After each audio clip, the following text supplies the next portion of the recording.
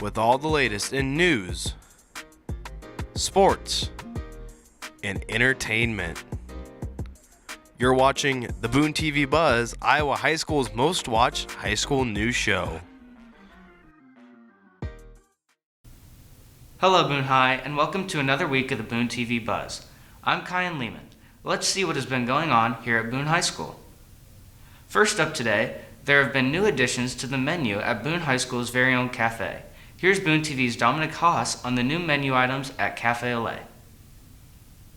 Maybe you didn't like the school lunch, or you're just looking for an extra snack. Cafe Ole has always been there whenever you wanted it. Right now, they are currently looking to make some changes to their menu based off of the student interests. Some of the new things that have happened this year at the cafe is Mr. Brevard invited us to his marketing class first semester, and we did take some of the ideas that students presented. We started selling orange soda, French toast sticks, and behind us you'll see some energy drinks that will be sold very soon at Cafe Ole. Cafe Ole has already made some of these changes, but sometimes they run into challenges.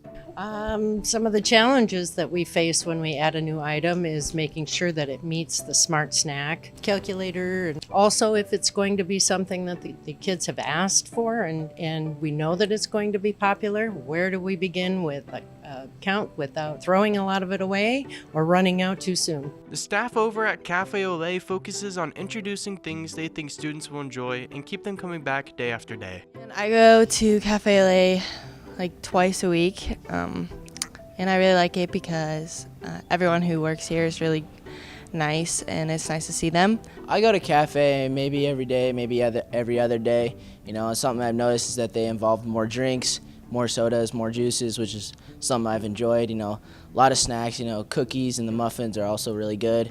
And just like, you know, getting a Cherry Coke Zero is pretty good during lunchtime. I enjoy that a lot. Some of my favorites.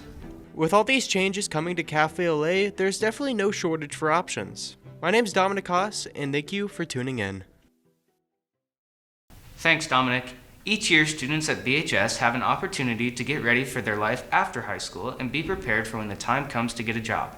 Here's BooneTV's Carla Perez on Boone High's mock interviews. This is Carla Perez coming from BooneTV.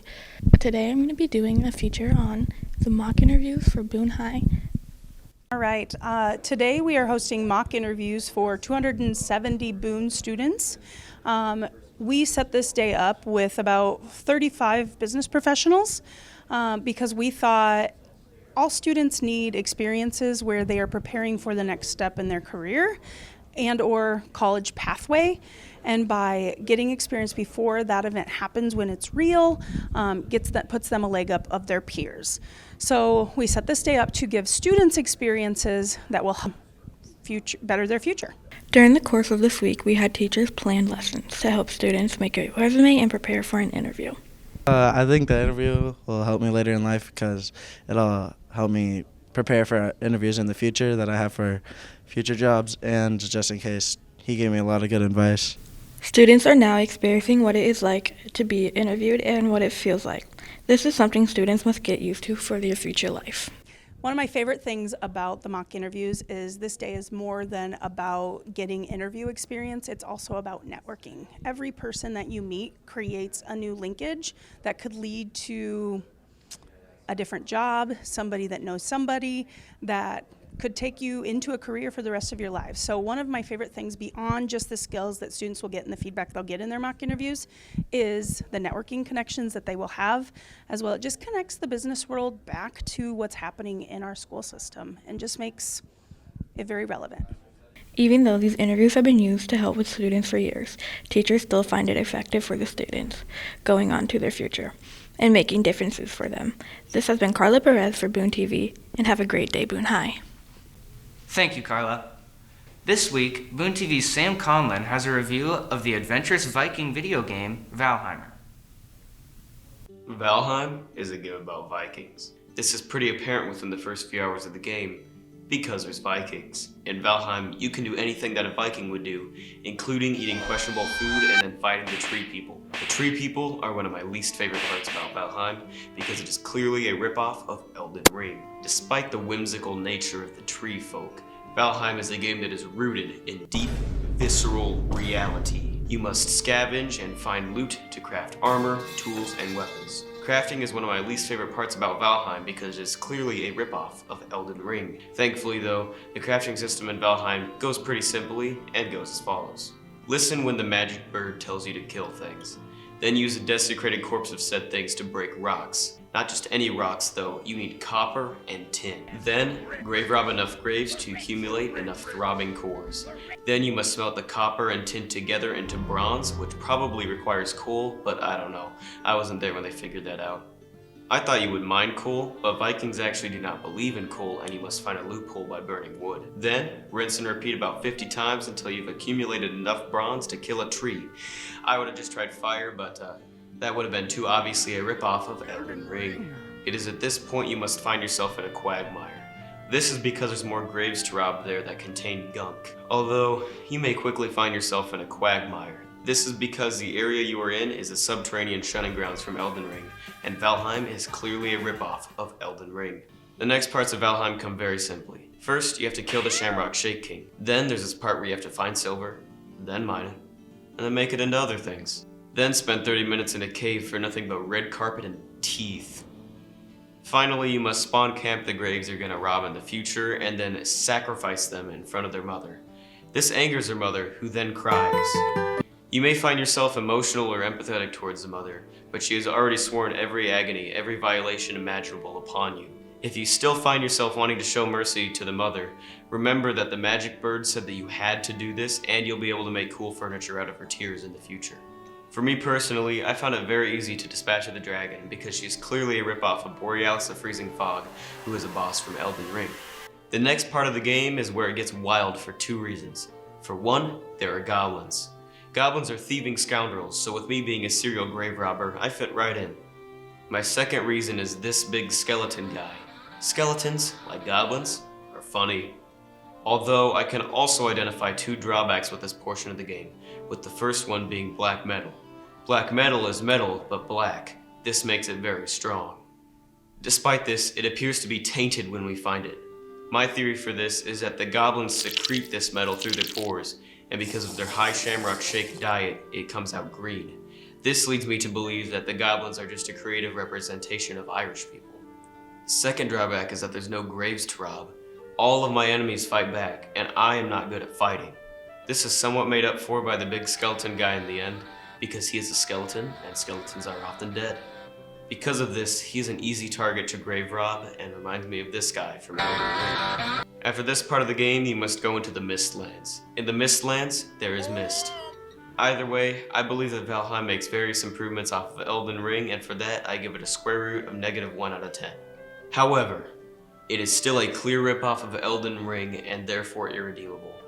Personally, if I was Miyazaki, I wouldn't take that kind of disrespect and schedule a boxing match with a few Vikings to show that I'm not to be pushed around.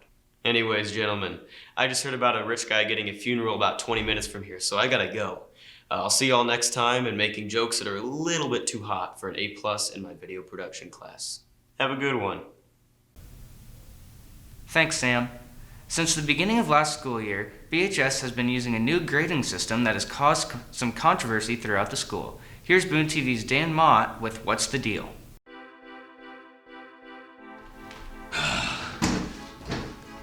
Hello, my dealers, and welcome back to the grand return of What's the Deal? To this day, I still hear complaints about the grading system. Oh, I'm failing this class because I have 1 in 1 standard, even though I have a 3 in every other standard. That's unfair. I don't like that teachers keep constantly reminding me that I will fail when I'm trying to fix it. I just can't do it.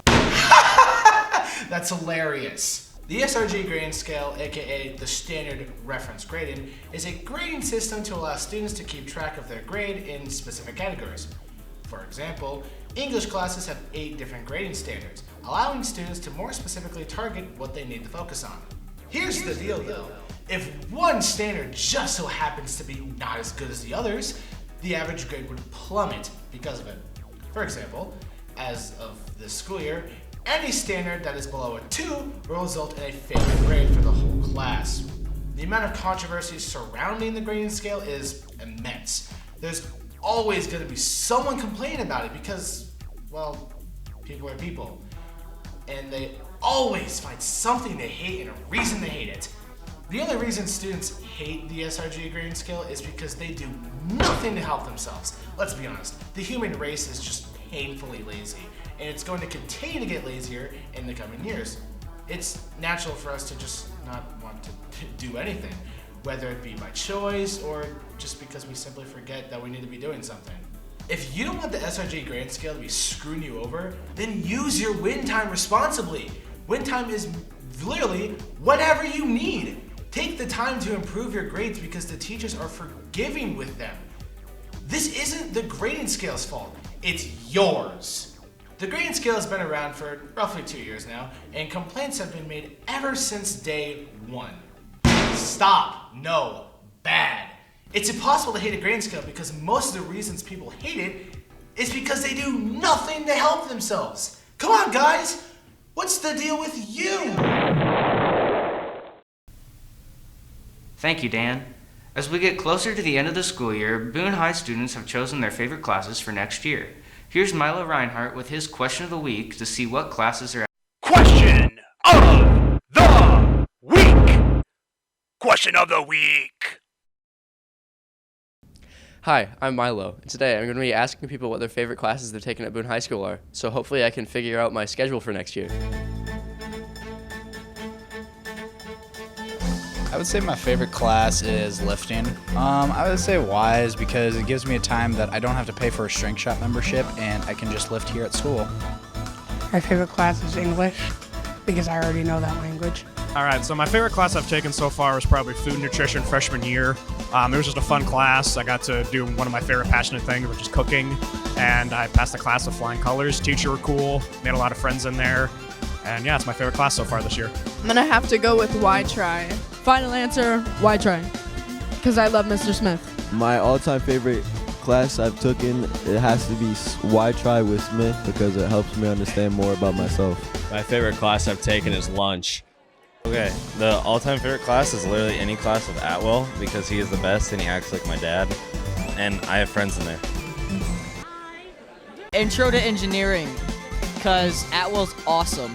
My favorite class would probably be science with Miss Lumley because I think she is a very nice teacher. My favorite class in high school was FCS. My favorite class that I've taken here at the Boone High School is definitely the bathroom. I find it very convenient when I don't want to be in class, and that's about it. My favorite class I've taken at Boone High is Intro to Engineering because it was with Josh Atwell, and he threw stuff at his students. My all-time favorite class was math last year because Miss Ganson gave me a lot of candy. None of them. They all suck. Question of the week! Question of the week! Thank you, Milo, and thank you for joining us for this week's news show. We will be back next week with all the latest news from BHS. In the meantime, please like us on Facebook, follow us on Instagram, and subscribe to our YouTube channel. And as always, roll doors.